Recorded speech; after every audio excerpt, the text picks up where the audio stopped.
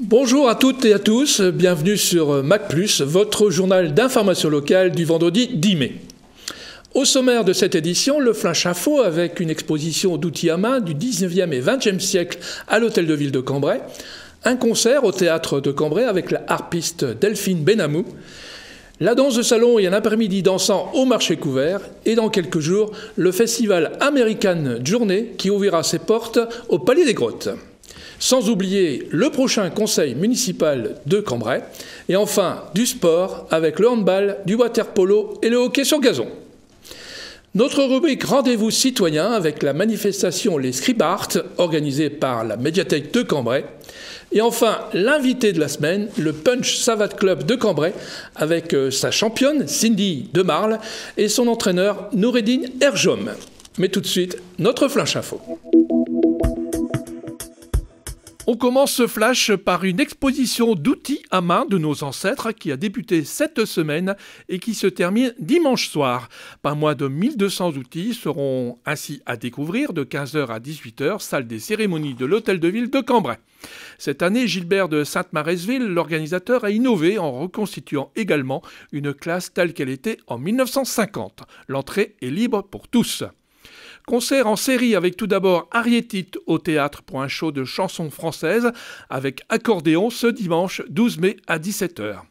Autre style de musique avec du rock à Eclipse demain samedi 11 mai à 20h, un concert organisé par l'association Le 15 de Juju au profit des enfants malades. À l'affiche, le groupe Score, entrée 3 €. Enfin, toujours en musique, mardi prochain, 14 mai à 20h, au Théâtre de Cambrai avec le Conservatoire pour un concert de harpe de Delphine Benamou. On continue avec la danse de salon ce dimanche au marché couvert de 15h à 20h pour un après-midi dansant organisé par le club cambraisien de danse de salon. Au programme des démonstrations de couples de compétiteurs et un show du professeur du club, Nathalie Delcroix. Passons maintenant à la country avec le festival des American Journey qui aura lieu les 24, 25 et 26 mai prochains au Palais des Grottes. Au programme de nombreux groupes venus de toute l'Europe et même des États-Unis. Un rendez-vous western désormais annuel à ne manquer sous aucun prétexte. Enfin, n'oubliez pas le conseil municipal de Cambrai qui aura lieu ce lundi 13 mai à 18h, salle du conseil municipal de l'Hôtel de Ville. Sachez que le conseil municipal est public et que chacun peut donc y assister. Début des débats dès 18h, soyez à l'heure. On termine ce flash avec le sport et un gala de natation synchronisé demain, samedi, piscine Liberté à partir de 17h. Toujours à la piscine Liberté, mais pour cette fois-ci le water-polo. Dimanche à 14h, Cambrai reçoit Valenciennes pour le compte du championnat de National 3. Du handball maintenant, salle Carpentier, dimanche à 16h15. Cambrai en senior affrontera Guénin. Enfin, de retour en images sur deux événements sportifs. Tout d'abord, les petits footeux qui ont fait le plein le 1er mai dernier avec plus de 600 jeunes présents et une tombola exceptionnelle qui a vu le maillot de Messi et de Ronaldo gagné par deux jeunes passionnés de foot.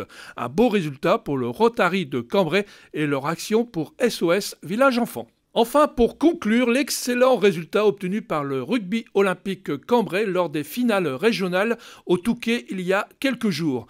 En effet, les deux équipes réserves et premières ont remporté le bouclier de Brennus du championnat des Flandres en gagnant avec les tripes et beaucoup de courage leurs deux finales face à Villeneuve d'Ascq, pourtant invaincus cette saison.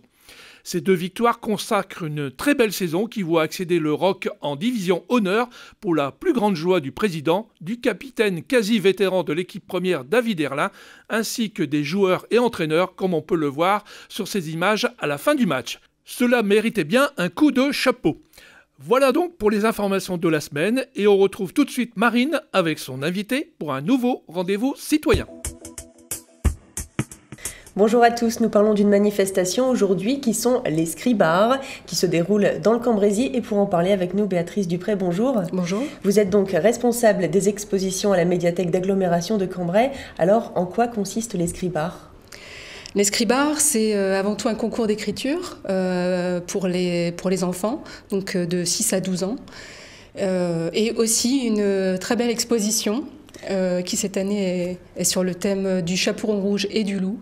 Voilà, et le concours d'écriture, alors en quoi est-ce que ça consiste? Comment ça se passe? Comment est-ce que vous avez organisé ça? Alors le concours d'écriture est basé donc sur le même thème, sur le chaperon rouge. Et la phrase de départ qui lance le concours, c'est « Le petit chaperon rouge entre dans la maison de Mère Grand et, ô surprise !» Et ensuite, c'est à l'enfant d'imaginer l'histoire. Voilà, c'est exactement ça. Et le but, c'est d'être inventif, voilà, de développer son imagination. Et ensuite, l'exposition, maintenant? Oui, l'exposition, donc c'est sur le thème du chaperon rouge et du loup. Une exposition très ludique. Très ludique, oui, parce qu'il y a énormément de jeux qui peuvent se faire soit avec les parents et contre les enfants, ou avec les enfants, ou entre camarades. Donc une exposition au final où on ne fait pas que regarder, mais on s'amuse également, et surtout une reconstitution que vous avez réalisée.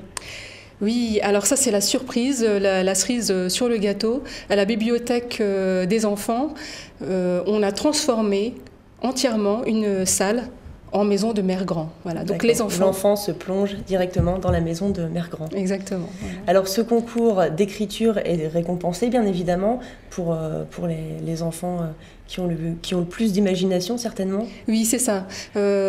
S'ils font des fautes, c'est pas grave. Ça c'est pas du tout éliminatoire.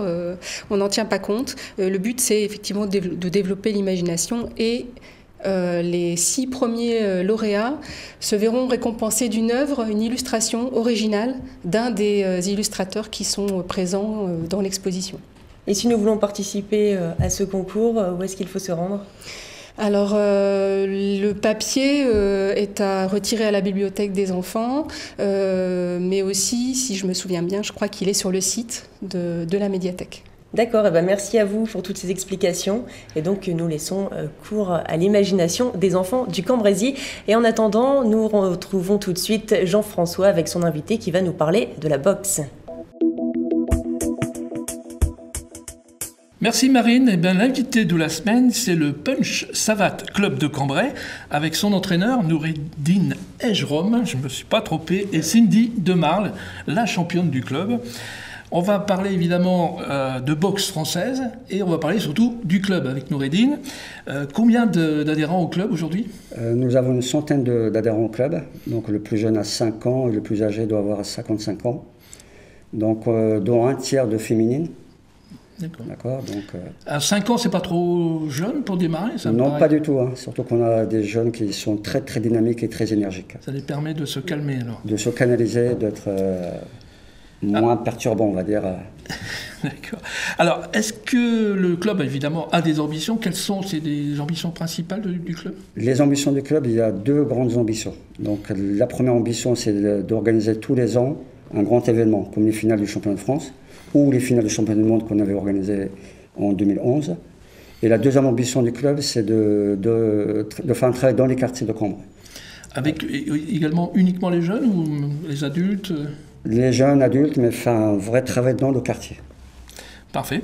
Alors, avec Cindy, on va parler évidemment de sa carrière. Elle est peut-être pas si récente que ça, mais il a passé quand même, vous avez démarré assez tard dans la boxe française. Oui, j'ai démarré à l'âge de 16 ans, donc ça fait 9 ans. Donc j'ai eu quelques titres. Donc j'ai eu mon premier titre en 2009, donc premier titre de championne de France assaut et championne d'Europe. Déjà Ça a été vite quand même, les résultats là. Après, je pense que c'est la continuité du travail. Après, donc en 2010, j'ai été championne de France combat et vice-championne d'Europe. Et en 2011, championne de France combat et championne du monde combat. Alors, championne du monde, je suppose que c'est le plus beau souvenir que vous ayez ? Oui, forcément, déjà, c'est le plus gros titre qu'on peut avoir en boxe française, le championnat du monde. Et en plus, c'était à Cambrai, donc devant son public, c'est... Il y avait une ambiance extraordinaire ? Oui, la salle était pleine, il y avait vraiment une bonne ambiance, donc c'est un très bon souvenir. Avec Noureddine, peut-être la boxe française aujourd'hui, elle n'est pas aux Jeux Olympiques ? Non, on n'est pas sport olympique. Donc l'ambition de la Savate, c'est de devenir un jour. Donc, et vous pensez qu'on... on y travaille pour. Bon, donc, alors, pour avoir les JO un jour, il faut aussi une équipe de France, vous en faites partie ? Pas cette année. Comme j'ai perdu en demi-finale en 2012, j'en fais pas partie. Mais là, cette année, comme ils prennent les 2 premiers du championnat, donc je rentre en équipe de France cette année. Déjà, toutes nos félicitations. Alors, l'activité aujourd'hui, ce sont les championnats de France, justement. La demi-finale a été gagnée récemment, je pense. Le 23 mars, oui. Et donc, à l'heure où cette émission est enregistrée, pour des raisons d'agenda et d'entraînement de Cindy, on est obligé d'enregistrer avant la finale cette émission. Donc, on ne connaît pas, par définition évidemment, le résultat, mais vous pourrez retrouver le dernier round filmé de Cindy, donc de samedi, pardon, j'insiste, il faut toujours que ce soit dimanche. Donc, à la fin de ce mag, ça sera un cadeau pour vous. Et par contre, donc, un retour avec Noureddine, cette organisation, c'est quand même quelque chose d'assez compliqué. Ça demande beaucoup de travail, beaucoup d'énergie. Là, on a déjà installé le ring aujourd'hui, donc il est déjà installé à la salle en poule. Demain, on va poursuivre le reste de l'installation. Et samedi, on va commencer à accueillir les athlètes à partir de midi, pour faire la pesée entre midi et 13h. Alors, on suppose que l'ambiance sera également à peu près la même que celle du championnat du monde. Moi, c'est ce que vous souhaitez, Cindy. On l'espère, oui. On espère accueillir autant de monde et qu'il y ait la même ambiance. Et bien, en tout cas, on se retrouve la semaine prochaine pour un nouveau numéro de Mac+. Merci à vous deux d'avoir bien voulu répondre à nos questions. Merci. Bonne semaine à tous.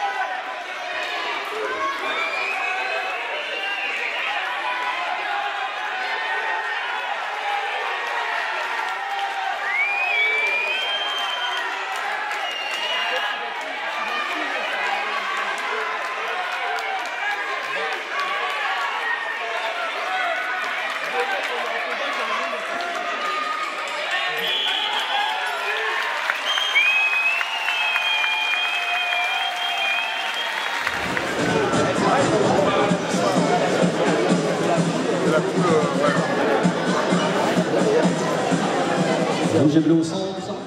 Attention. La décision, juge ensemble. Point rouge, Julie Burton par majorité 4-1. Noureddine Aurore, malheureusement une défaite, mais dans l'honneur quand même. C'est pas une grosse défaite, je dirais pas la même chose. C'est un très beau combat, très valeureux.